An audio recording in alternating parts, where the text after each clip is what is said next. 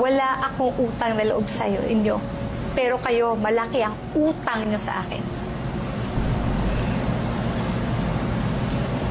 Huwag sana dumating araw maglabasan tayo ng back checks. Dahil pag tumulog ka, hindi ka dapat nanunumbat.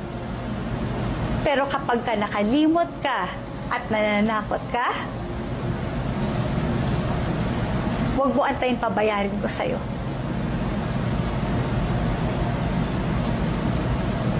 I hope people will not take this the other way na wala siyang respeto sa kapatid niya. Wala. Yes po, wala po ako respeto.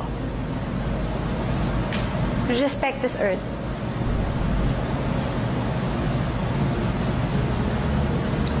Ako na yun, no, parang na-overwhelmed ako, Miss Cloud. Ramdam ko yung sakit. Palagi namin sinasabi sa OOTD na kapag nagagalit ka, ang pinanggagalingan nun dahil nagmamahal ka.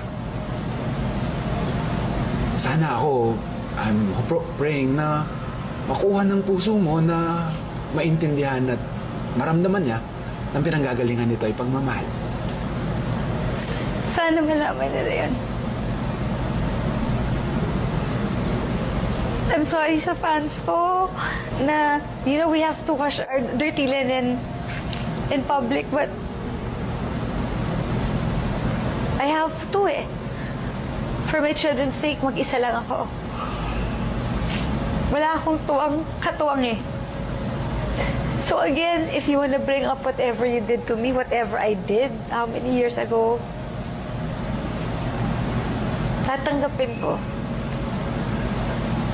Pero sana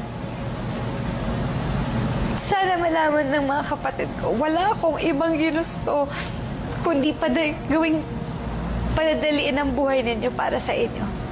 Para hindi kayo mahirapan. Ang sakit lang na kapag wala ka, pag wala ka na pala, wala na rin yung respeto. As we speak, Clau, as we speak, may konting pagmamahal pa ba sa puso? Alam mo, all I've ever wanted was sa lahat ng mga kapatid ko, was for him to be proud of me. More than anyone. I don't know why. And now it stops. Uunahan ko na kayo. Alam ko na sasabihin nyo. Adik ako, sira ulo ko, unstable ako, hindi ako mabuting magulang,